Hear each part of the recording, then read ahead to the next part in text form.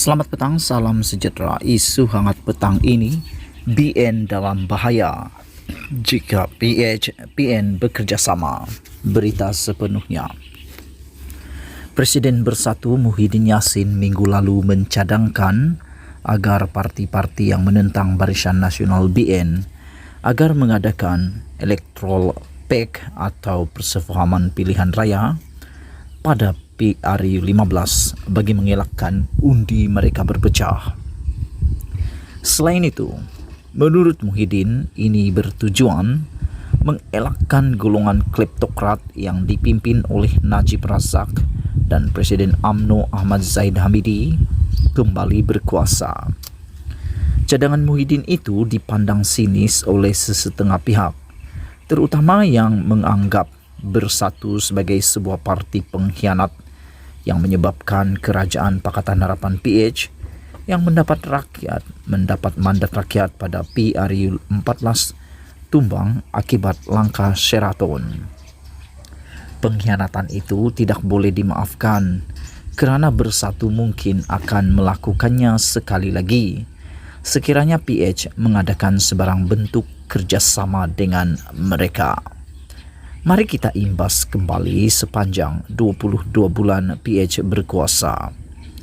Tidak dapat dinafikan, terdapat banyak perubahan dan reformasi yang dilakukan untuk membaiki negara selepas dikerjakan oleh Najib ketika zaman pemerintahannya. Cukai barang dan perkhidmatan GST dimansuhkan yang sedikit sebanyak melegakan rakyat. Selain itu, kerajaan juga tidak mencampuri urusan kehakiman dan ini dibuktikan apabila bekas Perdana Menteri, timbalan Perdana Menteri dan Menteri diheret ke mahkamah atas jenayah rasuah dan salah guna kuasa.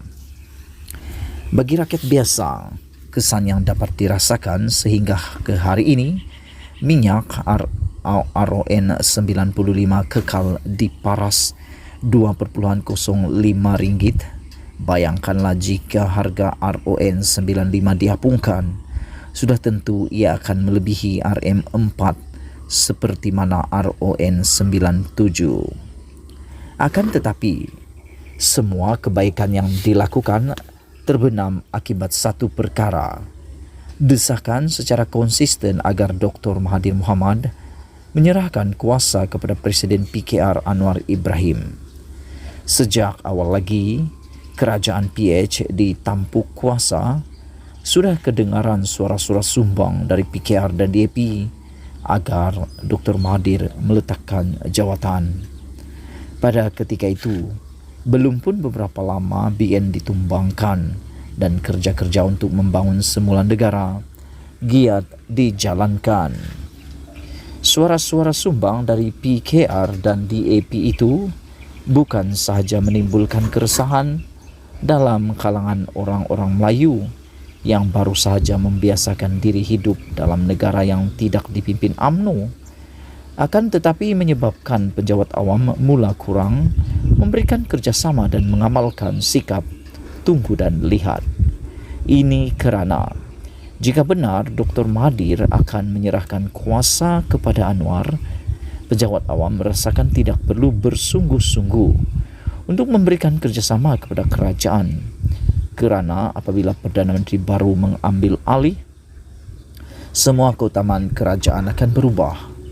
Bagi orang-orang Melayu pula, mereka belum bersedia untuk mempunyai seorang Perdana Menteri dari sebuah parti yang berbilang kaum. Maklumlah, mereka hidup begitu lama dalam propaganda ketuanan Melayu yang dijajah UMNO sejak 1957 dan sudah tentu sukar untuk menerima keadaan ini. Sudah jadi sejarah. Ini adalah antara sebab mengapa terjadinya langkah Sheraton. Dan kalau kita mahu berbahas mengenai perkara ini dengan panjang lebar, tidak kelihatan manfaat yang dapat diberikan kepada negara. Semua pihak akan merasakan merekalah yang benar. Semuanya sudah menjadi sejarah. Kembali semula ke hari ini. Pilihan raya negeri Melaka dan Johor sudah membuktikan pertembungan sesama Perikatan Nasional PN dan PH memberikan laba yang besar kepada BN. Ini menyebabkan BN menguasai Melaka dan Johor dengan majoriti 2/3. Data daripada kedua-dua PRN ini yang dikaji oleh penganalisis politik menunjukkan sekiranya berlakunya kerjasama antara PN dan PH, BN berada dalam bahaya. Pilihan di tangan PN dan PH, sama ada mahu membuang ego dan bekerjasama menghalang BN atau mahu melihat golongan kleptokrat kembali berkuasa. Perdana Menteri Ismail Sabri Yaakob hanya mampu bertahan sehinggalah parlimen dibubarkan. Sebaik sahaja parlimen bubar, kuasa berada di tangan Zahid yang merupakan Presiden UMNO dan pengerusi BN. Sekiranya tiada sebarang bentuk kerjasama dalam kalangan parti-parti pembangkang, rakyat Malaysia sudah boleh bersedia untuk melihat golongan kleptokrat kembali ke tampuk kuasa. Kamarul Khairi, pembaca Malaysia Kini. Sekian isu hangat petang ini. Jangan lupa tinggalkan komen anda, tekan butang subscribe dan kita jumpa lagi. Bye-bye.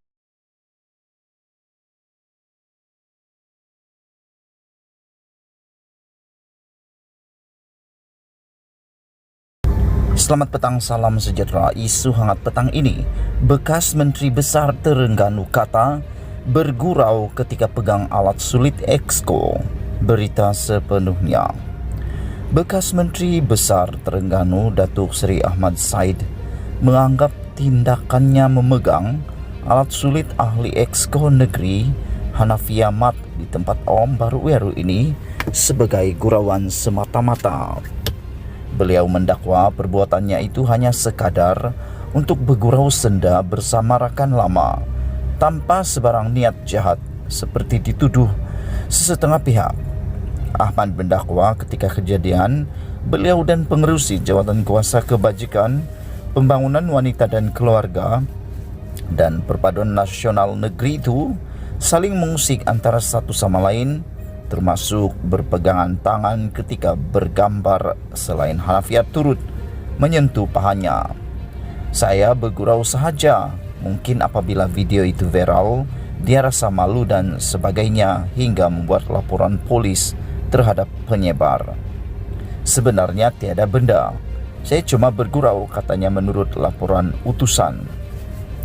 Beliau mengulas klip video berdurasi 4 saat yang tular dalam media sosial sejak semalam hingga mengundang berbagai reaksi negatif warganet. Dalam video itu, perakam turut dikesan beberapa kali menyebut cekor atau ramas sebelum Ahmad bertindak memegang kemaluan Hanafiah. Sementara itu, Hanafiah yang juga ahli Dewan Undangan Negeri Adun Cukai kesal dengan perbuatan Ahmad, terutama apabila video berkenaan tular dalam media sosial. Katanya alat sulitnya dipegang pengerusi Badan Perhubungan UMNO Terengganu itu ketika mereka berdua bergambar selepas majlis perasmian program Jelajah Aspirasi Keluarga Malaysia yang disempurnakan Perdana Menteri Datuk Seri Ismail Sabri Yaakob di Kuala Nerus Sabtu lalu. Individu dipercayai pengikut Ahmad bersungguh-sungguh menyuruh kami bergambar dan saya akur. Namun dalam masa sama dia mengambil kesempatan menyentuh kemaluan saya. Saya sangat kesal dan malu dengan perbuatan terkutuk ini, terutama apabila rakaman berkenaan diviralkan tanpa pengetahuan saya, katanya yang turut membuat laporan polis terhadap penyebar video itu. Sekian isu hangat petang ini. Jangan lupa tinggalkan komen anda. Bye-bye.